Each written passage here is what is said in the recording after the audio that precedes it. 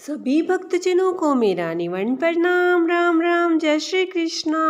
पूनम सिहाग की दुनिया में आप सभी का बहुत बहुत स्वागत है।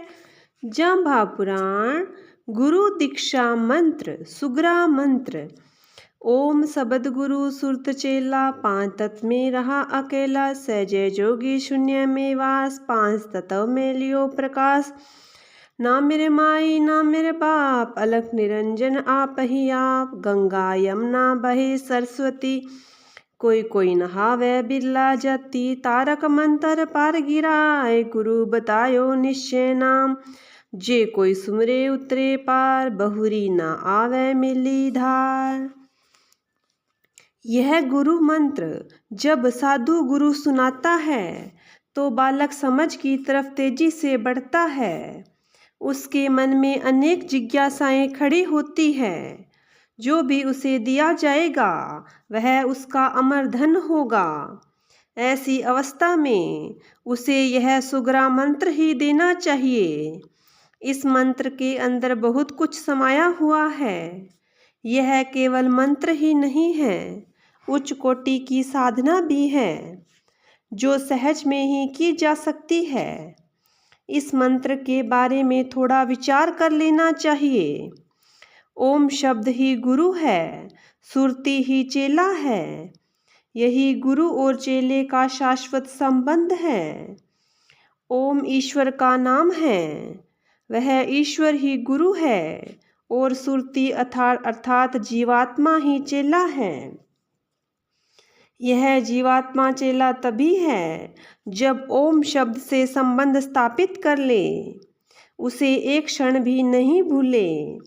अन्यथा गुरु कहीं चेला कहीं, कोई अर्थ नहीं है।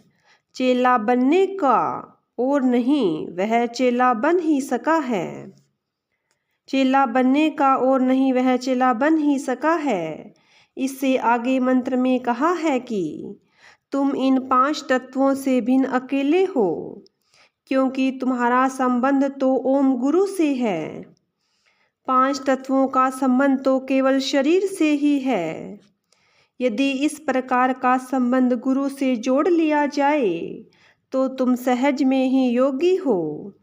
किसी प्रकार के प्रयत्न की आवश्यकता नहीं है। संसार में रहते हुए भी तुम्हारी वृत्ति सुरती शून्य में ही रहेगी। वह शून्य ही ओम की ध्वनि है, वही गुरु है, उन्हीं में तुम सदा रमण करोगे। पांच तत्वों में तुम्हारा ही प्रकाश विद्यमान है। तुम स्वयं ब्रह्म स्वरूप हो। ब्रह्म का ही अचेतन पांच तत्वों में चेतनता रूपी प्रकाश है। न तो इस आत्मा के माता है और न ही पिता है। केवल शरीर का तो अवश्य ही माता पिता है। अलग तो अलग निरंजन स्वयं अपने आप में ही स्थित है। न कभी जन्म लेती है और न कभी मरती है। अलग निरंजन निर्लेप अगोचर ब्रह्म रूप है, ऐसा ही समझें। इसी मानव शरीर में ही गंगा यमुना सरस्वती तीनों पवित्र नदियाँ बहती हैं, किंतु उनमें स्नान कोई कोई विरलायति ही करता है। मनुष्याणाम सरहेषु, हजारों मनुष्यों में कोई एक। ज्ञान प्राप्ति के पश्चात समाधि अवस्था में जो आनंद की प्राप्ति होती है वह त्रिवेणी में स्नान है। तुम्हारा तिलक लगाने का स्थान त्रिकुटी कहा जाता है। इसी त्रिकुटी में ही तीनों का संगम होता है। त्रिकुटी में ध्यान करने से ज्योति आनंद एवं ज्ञान इन तीनों की प्राप्ति होती है। वही योगी का लक्ष्य है। हे बालक, तुम्हें भी वही आनंद ज्ञान और तेज की प्राप्ति करनी है। हे शिष्य, यह मंत्र तारक है, संसार सागर से पार उतारने वाला है। गुरु ने निश्चय करके बतलाया है। इसका श्रद्धा एवं विश्वास से स्मरण एवं साधना कर लो।